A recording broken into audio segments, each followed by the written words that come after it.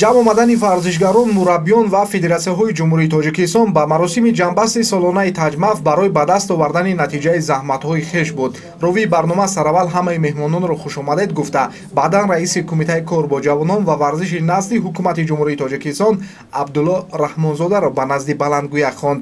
Таъкид рафт, ки бо дастгириҳои бевоситаи асосгузори сулҳу ваҳдати миллӣ, пешвои миллат, президенти ҷумҳурии Тоҷикистон муҳтарам Эмомалӣ Раҳмон, варзиш дар мамлакат бо суръати баланд пеш меравад, ки яке аз онҳо Федератсияи санъати муҳорибаҳо ё мехтаи ғайрикасбӣ мебошад. Ҳамчунин зикр намуд, ки системаи барҷомондаи таҷмаф бояд намунаи ибрати дигар федератсияҳо бошад.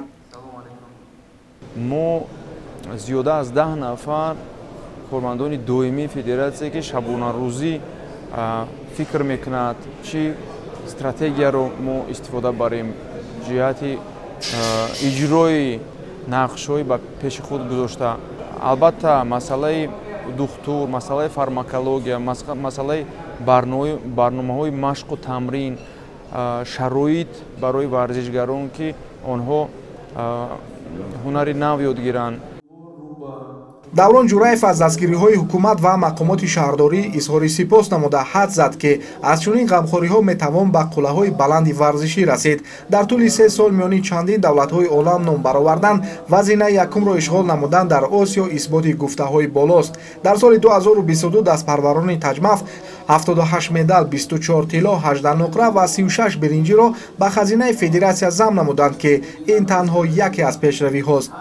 Албатта ин мусобиқаҳои дохилӣ мебошад, ки шумораашон сол то сол зиёд шуда истоданд. Зеро варзишгар ҳама вақт худро бояд санҷад.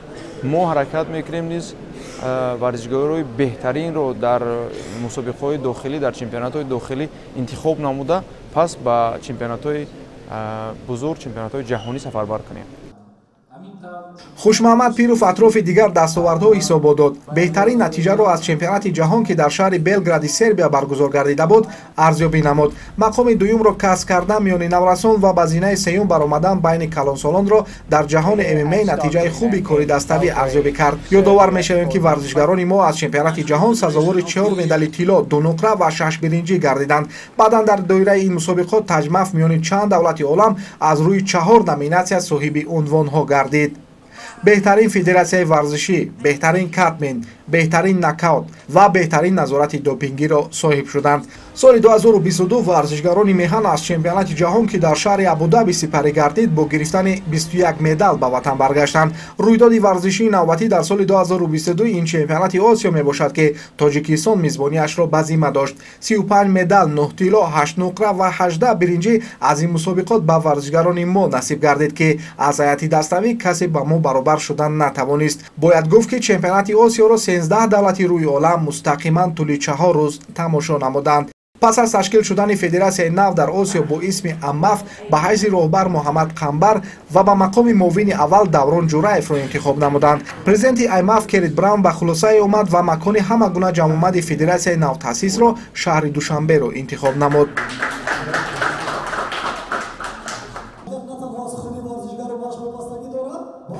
баъдан дар ҳузури меҳмонон ва намояндагони соҳаи варзиши мамлакат масъулин ба як қатор варзишгарон, мураббиён, доварон, катменҳо унвонҳоро тақдим намуданд. беҳтарин варзишгар миёни синну соли то 12-13 сола ба Хаёмҷон Чӯянов, Фарҳоди Давлаталӣ аз 14 то 15 сола, Ислом Саидов аз 16 то 17 сола, Воҳиҷон Зоидов аз 18 то 20 сола ва аз 18 сола боло Муҳаммадҷони Салоҳиддинро интихоб намуданд. дар 2023 нақшаҳоям ин ҳастанд, ки аз ин ҳам дастовардҳои хубро ба даст биёрам.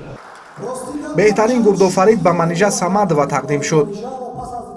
ман миннатдории худро ба Даврон Ҷураев мерасонам, ки мо духтаронро дастгирӣ мекунад ва мо ба чунин пулои баланд мерасонем. беҳтарин довар Алишер Каримов, беҳтарин мураббӣ Рустам Зияев, беҳтарин бошгоҳ Леон, таҳти роҳбарии Бахтиёр Турсунов, беҳтарин катмени сол Мурод Шарипов. рушди бесобиқа ба Азим Ҳамидов тақдим шуд. Исрофил Комилзода, Шоймард Абдуназаров, Анвар Лангарчиев, Халид Толибзода, Манучер Риёев, Шорух Фатоев, Масъуд Одинаев, Мирзобек Умаров, Акрам Узаков ва Зафаршо Шомирсаидов унвони устоди варзиши Тоҷикистон дар риштаи ММА-ро ба даст оварданд.